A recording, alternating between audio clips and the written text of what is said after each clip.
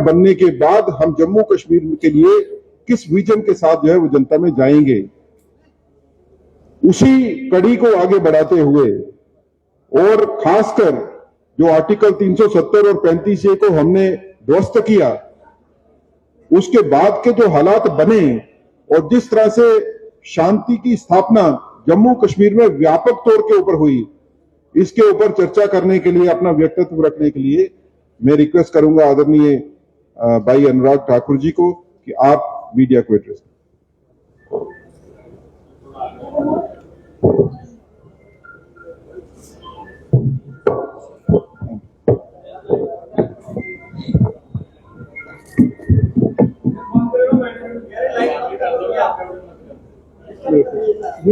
Mobile अपने 2 minute के लिए तो साइलेंट पे कर दें।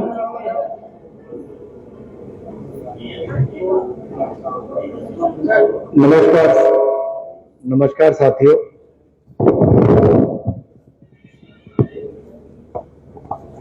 जम्मू कश्मीर से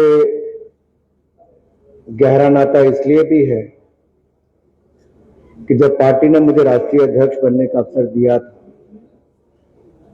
तो पहला मुद्दा राष्ट्रीय अध्यक्ष युवा मोर्चा के नाते हमने जम्मू कश्मीर में हो रहे पथरावबाजी, अलगाववाद, सैनिकों पर हमले और आम जनमानस की हत्या, इसको उठाया था। और उस समय यूपीए की सरकार ग्रेटर ऑटोनॉमी की बात करती थी। हमने उस समय आंदोलन भी किया और 2011 में जम्मू कश्मीर के श्रीनगर में लाल चौक पर तिरंगा झंडा फहराने के लिए भी आए थे। अपने देश के कई राज्यों से यात्रा गुजरी कलकत्ता से कश्मीर की, कहीं तिरंगा झंडा फहराने पे रोक नहीं लगी। लेकिन ये कांग्रेस नेशनल कॉन्फ्रेंस उस समय भी थी, केंद्र में यूपीए और यहां एनसी की सरकार, इनका गठबंधन ये दिखाता है कि उन्होंने उस समय भी तिरंगा झंडा लहराने का विरोध किया, जेल में डाल दिया, यातनाएं हम सबको सहनी पड़ी। और आज ये लोग फिर धारा 370 को वापस लाने की बात करते हैं। डॉक्टर भीमराव अंबेडकर जी धारा 370 के खिलाफ थे। वो धारा 370 नहीं चाहते थे। लेकिन ब्लंडर ऑफ नेहरू देखिए, एक के बाद दूसरी गलती जम्मू कश्मीर को लेकर करते चले गए। उसका खामियाजा जम्मू कश्मीर के लोगों को 7 दशकों तक सहना पड़ा। 45,000 लोगों की हत्याएं यहां तक कर दी गई। देश के अन्य राज्य जहां आगे बढ़ रहे थे, यहां बॉम्ब शेलिंग से लेकर आतंकवाद, अलगाववाद, पथरावबाज की घटनाओं से यहां के लोग जान गंवा रहे थे।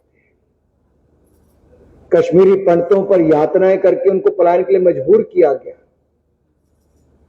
हमने तब भी कहा था डॉक्टर श्यामा प्रसाद मुखर्जी जी के समय कि एक देश में 2 संविधान, 2 प्रधान, 2 विधान नहीं हो सकते, 2 निशान नहीं हो सकते। और जब हमारी सरकार बनी, हमने 5-6 अगस्त 2019 को धारा 370 को सदा सदा के लिए समाप्त कर दिया है। और मैं नेशनल कॉन्फ्रेंस कांग्रेस के लोगों से, पीडीपी से कह देना चाहता हूं, ये सदा सदा के लिए धारा 370 समाप्त हो गई है। अब कोई इसको वापस नहीं ला सकता है। क्यों वापस लाना चाहते हैं एनसी, कांग्रेस और कौन क्यों लाना चाहते हैं? क्योंकि ये वापस पथरावबाद, अलगाववाद, आतंकवाद में जम्मू कश्मीर को झोंकना चाहते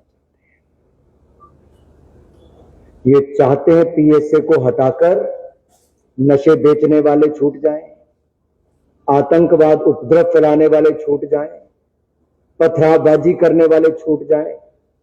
और ये तो यहां तक पहुंच गए कि जिसने संसद पे हमला किया था अफजल गुरु, ये उसको छुड़वाने की उनकी बात करते हैं। इस देश में कोई उनके ऐसे गुनाह को माफ नहीं कर सकता। सुप्रीम कोर्ट ने भी माफ नहीं किया था। वोट बैंक की राजनीति में इतना गिर जाएंगे, राहुल गांधी जी विदेश में जाके भारत का अपमान करेंगे और अब्दुल्ला परिवार जम्मू कश्मीर में बैठकर वापस आतंकवादी समर्थक वाले लोगों को दिशा में बात करेंगे। पहली बात मैं कहना चाहता हूं कि धारा 370 सदा के लिए चले गई। उसके जाने के बाद चहुमुखी विकास जम्मू कश्मीर ने देखा है। IIT, IIM, 2 AIIMS, medical colleges, 7-15 nursing college से लेकर ना जाने हजारों किलोमीटर की सड़कें बना दी, खेल के स्टेडियम्स बना दिए, नई ऊंचाइयों पे पहुंचाया। 25,000 करोड़ का निवेश तो केंद्र का 78,000 करोड़ का और पाइपलाइन में है। यही नहीं, रिकॉर्ड पर्यटक आज तक के यहां पर पिछले वर्ष आए, आगे और बढ़ने वाले हैं। मैं तो ये कहूंगा कांग्रेस और नेशनल कॉन्फ्रेंस मिलकर साजिश का पुलाव पका रहे हैं और इस साजिश इनकी ऐसी है कि वापस इसको पथराबाद, अलगाववाद, आतंकवाद में झोंक दिया जाए। और राहुल गांधी जी, आपको तो राष्ट्र का स्वाभिमान और राष्ट्रीय ध्वज का सम्मान ये आपके शासनकाल में तो था ही नहीं, ना एनसी के ना कांग्रेस के समय। हमने जम्मू कश्मीर को आतंकवाद से उबारा है और हम ही इसको संवारेंगे भी। डबल इंजन की सरकार जब बनेगी, केंद्र में भाजपा है, प्रदेश में भाजपा की सरकार बनेगी। कश्मीर नॉर्थ ईस्ट में भी 75% के लगभग है और माननीय गृह मंत्री जी ने कहा 2026 तक तो हम देश भर में से नक्सलवाद को खत्म करेंगे, नक्सलवादी इलाकों से। ये है एक संकल्प लेके चलने वाली सरकार। दूसरी तरफ कौन है? वो राजनीतिक दल जो धर्म जाति के आधार पर देश को बांटना चाहते हैं। जम्मू कश्मीर में भाजपा का मतलब राहत, नेशनल कॉन्फ्रेंस और कांग्रेस का मतलब आफत है। ये दोनों आफत वाली पार्टियां हैं। और मैं एक बात आपसे और कहूं, हम राहत कैसे देने वाले हैं ये हमारा संकल्प पत्र बताता है। जो 25 हमने उसमें संकल्प लिए हैं, धारा 370 हमने हटा दिया, सदा के लिए हटा रहेगा। महिलाओं को 18,000 रुपये प्रतिवर्ष भारतीय जनता पार्टी की सरकार देगी। 3,000 रुपये हमारे बुजुर्गों को पेंशन मिलेगी। नौजवानों को हम कोचिंग के लिए छात्रों को 10,000 रुपया देंगे, छात्रों को फ्री लैपटॉप देंगे, छात्रों को 3,000 रुपया हम लोग यात्रा का खर्च देंगे और 5 लाख। देखिए, धारा 370 तब हटी जब केंद्र में भाजपा आई। केंद्र में भाजपा आई तो आयुष्मान भारत भी आया, उसका लाभ जम्मू कश्मीर के लोगों को मिला। 5 लाख का इलाज मुफ्त में मिलता था, अब 7 लाख का इलाज मुफ्त में देंगे। अब केंद्र की सरकार हमारी आई तो हमने पीएम किसान सम्मान निधि 6,000 रुपया पीएम किसान में मिलता है, अब 10,000 रुपया पीएम किसान में जो मिलता है, 6,000 प्लस 4,000 हमारे राज्य में आके 10,000 रुपये हम किसानों को देंगे। ये हम लोग दे रहे हैं। जितने रिकॉर्ड घर प्रधानमंत्री आवास योजना में 10 वर्षों में बने, कभी 10 वर्षों में नहीं बन पाए। कांग्रेस के 60 साल में मिला के इतने बने होंगे। ये है विकास, जैसे हम आगे बढ़ा रहे हैं। गरीबों के लिए हमने कहा 5 मरला फ्री, हम उनको प्लॉट भी देंगे, जमीन देंगे। और यही नहीं, अगर देखिए सफाई कर्मचारी के रूप में सफाई करने के लिए वाल्मीकि समुदाय को लेकर तो आए थे, उनको अधिकार नहीं दिए। उनके बच्चे पढ़ लिख जाते, डॉक्टर बनते, IAS बनते, सरकारी नौकरी में ऊंचे पदों पे आते, नहीं चाहती थी कांग्रेस। हम वो प्रावधान करके दे रहे हैं। गुज्जर बकरवाल को इन्होंने कुछ नहीं दिया, हमने 9 सीटें विधानसभा में, 9 ही है ना सीटें, 9 सीटें पहली बार हमने करके दी। जो आजादी के बाद यहां पर आए पाक ऑक्युपाइड कश्मीर से, बाकी जगह से, उनके हक नहीं मिल पाए थे इतने वर्षों में, हमने दिए, हमारी सरकार ने दिए हैं। ये सब छीनना चाहते धारा 370 हटाने के बाद। ये चाहते हैं कि उनका रिजर्वेशन भी छिन जाए, उनको जो मान्यता मिली वो भी छिन जाए, उनका वोटिंग का अधिकार भी छिन जाए, गुज्जर बकरवाल की जो 9 सीटें वो भी चली जाए। ये लोग सब जो अपने 75 साल में नहीं कर पाए, अब ये छीनने की मंशा के साथ नेशनल कॉन्फ्रेंस और कांग्रेस पार्टी लगी हुई है। इनका एजेंडा केवल एक है, अफजल गुरु का गुणगान करो या फिर ऐसे काम करो जिससे बाकियों को पीड़ा हो। मुझे एक बात बताइए, क्या इनके पास जम्मू कश्मीर के विकास का कोई रोड मैप नहीं है? इनके पास कोई रोड मैप नहीं है, इसीलिए तो शंकराचार्य जी के मंदिर का नाम भी बदलकर तख्त सुलेमान करना चाहते हैं। ऐसी कौन सी मजबूरी है, कौन सी मजबूरी है राहुल गांधी जी की और उमर अब्दुल्ला जी की कि शंकराचार्य जी के मंदिर का नाम बदलना पड़ जाए? क्या पीड़ा होती है उनको उनसे? राम मंदिर का विरोध भी करेंगे तो शंकराचार्य जी के मंदिर का विरोध भी करेंगे, तख्त सुलेमान करने की बात करेंगे। यहां की जनता इसको स्वीकार करने वाली नहीं है। अरे और छोड़िए, हरि पर्वत का नाम भी बदलने की आप बात करते हैं, कोई मारण करने की बात करते हैं। क्या मजबूरी है चुनाव के समय इस तरह की बातें करने की? ये लोग बांटो और राज करो की राजनीति जो आज तक अंग्रेज करते आए तो कांग्रेस और नेशनल कॉन्फ्रेंस ने उस पर किया है। उमर अब्दुल्ला जी चुनाव लड़ने से भयभीत थे, हार जाएंगे, फिर लगा कहीं एक सीट से लड़ूंगा तो भी हार जाऊंगा, दो दो पे लड़ रहे हैं भाई। अरे भाई हारने आओगे तो दोनों पे भी हार जाओगे। सवाल ये खड़ा होता है कि आज अफजल गुरु याद क्यों आता है? सवाल ये खड़ा होता है कि आज शंकराचार्य और हरिपर्वत का नाम बदलने का नाम क्यों किया जाता है?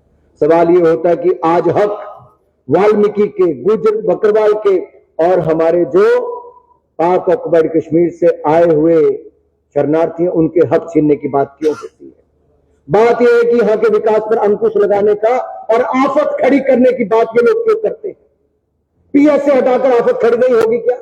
मैं जम्मू के पत्रकारों से पूछता हूं कि आपके यहां पर नशे की समस्या, अगर कोई नशा बांटता है, बेचता है, तो क्या उसको गिरफ्तार नहीं करना चाहिए? कोई उपद्रव मचाते तो उसको गिरफ्तार नहीं करना चाहिए? अरे पीएस से बना ही इसलिए है।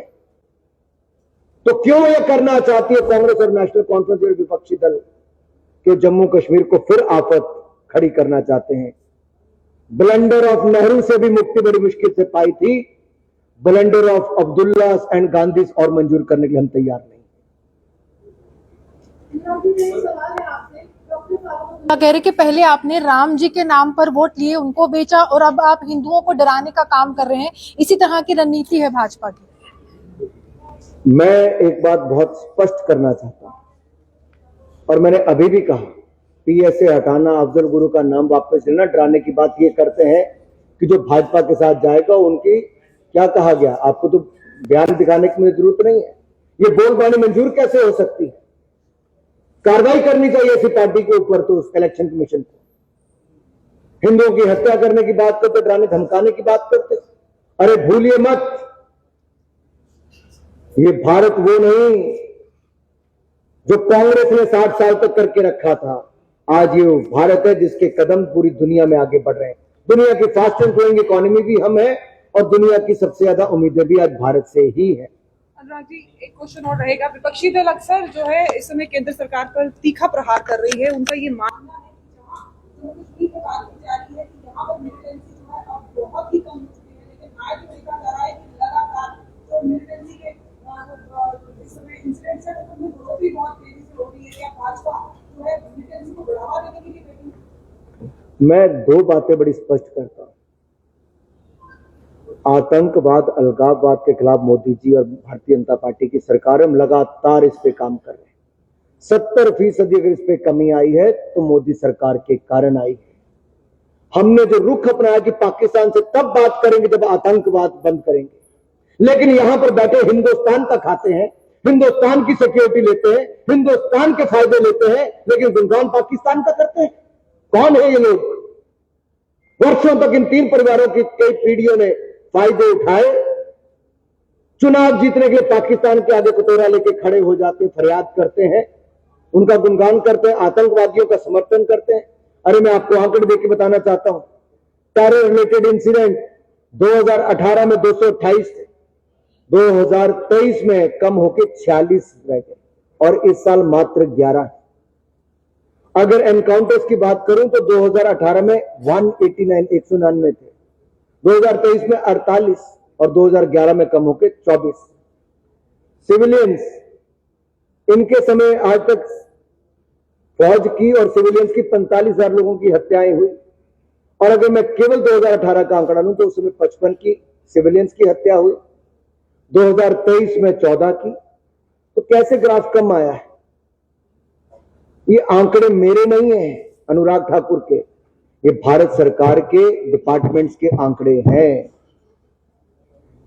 और शहीद भी अगर 2018 में 91 हुए थे तो आज मात्र, मैं मात्र नहीं कह रहा क्योंकि एक शहीद भी अपनी जान पर खेलकर न जाने कितने लोगों की जान बचाता है। लेकिन जब आंकड़े कम हो रहे तो मेरा बताना इसलिए जरूरी बनता है कि 90 से कम होकर 91 से कम होकर वो इस साल 14 है। हमारा प्रयास है कि वो बिल्कुल भी ना हो। आतंकवाद को भी जड़ से मिटाएंगे। हमारे किसी सिक्योरिटी पर्सनल की कोई जान ना जाए, शहादत ना हो, उस दिशा में भी हमारे प्रयास हैं। और जो स्टोन पेल्टिंग थी भाई साहब, कितनी थी? 1328 मामले, 1328 मामले 2018 के, आज शून्य है, जीरो। ऑर्गेनाइज हड़ताल कितनी थी 2018 में? 52, आज शून्य है। कैसे बदलाव आया? धारा 370 हटने से बदलाव आया और लोगों का विश्वास जो अटल बिहारी वाजपेयी में था उससे ज्यादा आज नरेंद्र मोदी जी में है। कश्मीरियत, जमहूरियत, इंसानियत की जब मैं बात करते हैं, ये लगातार इसको हमने बल दिया। डीडीसी के चुनाव हमने कराए, पंचायती राज के चुनाव हमने कराए, अब विधानसभा के चुनाव कराकर भी पूर्ण राज्य का दर्जा भारतीय जनता पार्टी की देगी।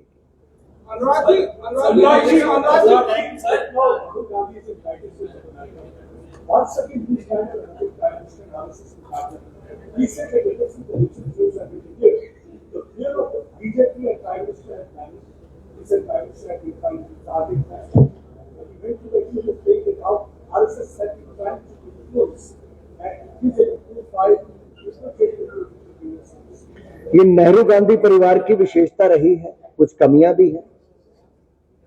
कश्मीर की समस्या को लेकर यूएन में जाना, ये ब्लंडर ऑफ नेहरू था। आज 3 बार लगातार चुनाव हारकर राहुल गांधी जी ब्लंडर पे ब्लंडर करते जा रहे हैं। वो विदेशी ताकतों से हाथ मांगते हैं, सहयोग मांगते हैं, भारत को बदनाम करने का काम करते हैं। काश इतना समय वो भारत की